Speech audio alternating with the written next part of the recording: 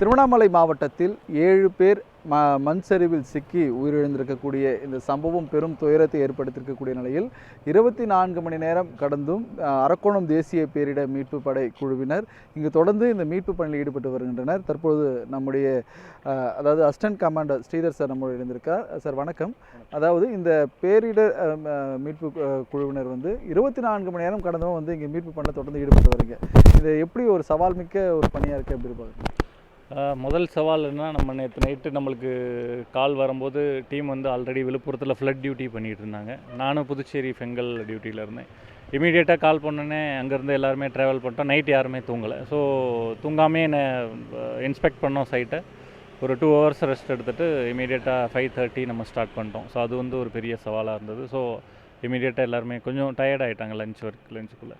ரெண்டாவது சவால் என்னென்னா, இது பண்ணிகிட்டு இருக்கும்போது மழை பெஞ்சிட்டே இருந்தது. மழை பெஞ்சிட்டு இருக்கும்போது நீங்கள் பார்த்துருப்பீங்க, அந்த தண்ணி மட்டோட கலந்து வந்துக்கிட்டே இருந்தது. ஸோ அதுவும் ஒரு டேஞ்சராக இருந்தது. ரெண்டாவது பெரிய பெரிய போல்டர்ஸ், பெரிய பெரிய போல்டர்ஸ் அது ஹியூமன் பவரால் அதை இது பண்ண முடியல. நீங்கள் எல்லாருமே பார்த்துருப்பீங்க நாங்கள் ரோப் வச்சு ட்ரை பண்ணது. So that was a failure. So அதனால தான் நம்ம ஹிட்டாச்சி ரூட்டை திருப்பி எடுத்தோம். ஹிட்டாச்சி ரூட் எடுக்கும்போது ஸ்ட்ரீட்ஸ் எல்லாம் ரொம்ப நேரோவாக இருந்தது. ஹிட்டாச்சி ரூட்டும் ஃபெயிலியர் ஆகும் நினச்சோம். பட் ஹிட்டாச்சி அவங்க கொஞ்சம் ஐடியா பண்ணி 2 பில்டிங்கை இடித்து அது வழியாக ஹிட்டாச்சி மேலே எடுத்துகிட்டு வந்துட்டாங்க. மேலே எடுத்துகிட்டு வந்தோடனே நீங்கள் பார்த்துருப்பீங்க, போல்டர்ஸ் எடுத்தோடனே நம்மளுக்கு 5 டெட் பாடி கிடச்சிது.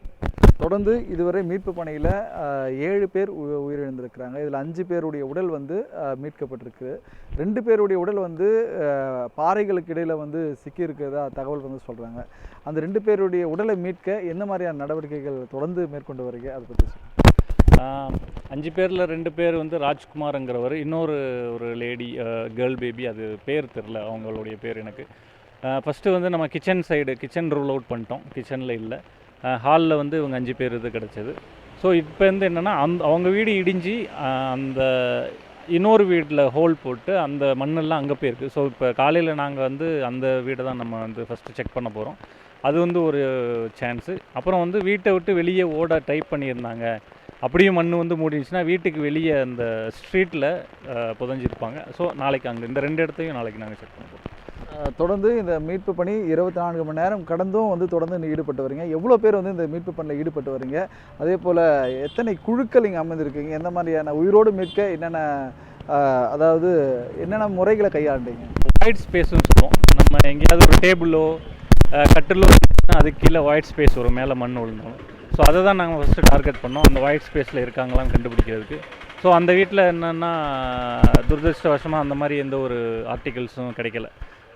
கட்டிலும் இல்லை, டேபிளும் இல்லை. ஸோ எல்லாமே பிளெயினாக தான் இருந்தது. ஸோ அதனால தான் அவங்களுக்கும் ஒயிட் ஸ்பேஸ் கிடச்சிருந்துருக்காதுன்னு நினைக்கிறேன். ஸோ எல்லாருமே மண்ணுக்குள்ளே இது பண்ணுறாங்க.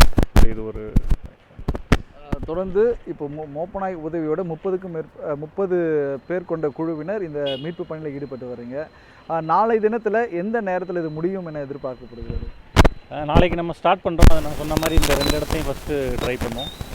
இந்த இடம் இந்த ரூமுக்கு அடுத்து பக்கத்து வீட்டோட ரூமுக்குள்ளே வேகமாக முடிஞ்சிடும். அந்த ஸ்ட்ரீட்ஸில் இன்றைக்கி நம்ம எடுத்து போட்ட மண்ணெல்லாம் அதில் கொஞ்சம் அக்யூமுலேட் ஆகிடுச்சு. ஸோ அது கொஞ்சம் கிளியராக கொஞ்சம் டைம் எடுக்கும்னு நினைக்கிறேன். தொடர்ந்து இந்த மண் சரிவு இந்த பாதிப்பு தொடர்ந்து 3 இடங்களில் அடுத்தடுத்து நேரிட்டுருக்கு. அப்போ இந்த மண் சரிவு மீண்டும் நீங்கள் மீட்பு பணி மேற்கொள்ளும்போது இன்னும் சரிவுக்கு கூடிய தன்மை இருக்கா? அந்த மண்ணின் தன்மை எப்படி இருக்குது சார்? ஆமாம், ஹெவி ரெயின், கண்டினியூஸ் ரெயினே ஒரு லிக்யூஃபேக்ஷன் அதுக்கு இந்த ராக்குக்கு ஒரு இது கொடுத்துரும். அந்த மண்ணுக்கும் இதுக்கும் அதுக்கு ஒரு லூப்ரிகேஷன் கொடுத்துரும். அதனாலேயே அது சரீரத்துக்கூட இது இருக்குது. அது மேக்ஸிமம் இங்கே நடந்ததும் அதே தான் இருக்கும், வயநாடு மாதிரியே. அதே மாதிரி ஹெவி ரெயின்ஃபால் இன்டியூஸ்டு இதுதான், லேண்ட்ஸ்லைடு தான் இது. தொடர்ச்சியாக வருங்காலங்களில் இந்த மாதிரி மழை பொழிவு ஏற்படும் போது இந்த பகுதியில் மீண்டும் இது போல் சரிவு ஏற்படுமா? அது நீங்கள் எப்படி பார்க்குறீங்க? எதையுமே நம்ம ரூல் அவுட் பண்ண முடியாது. ஹெவி ரெயின்ஃபால் இருந்துச்சுன்னா மண் அண்ட் போல்டர்ஸ் அன்ஸ்டேபிள் ஆகும். ஸோ மண் சரிவு இருக்க தான் செய்யும். ஒளிப்பதிவாளர் தருணுடன் செய்தியாளர் Samuel Ebenezer, news 7 Tamil, Tiruvannamalai.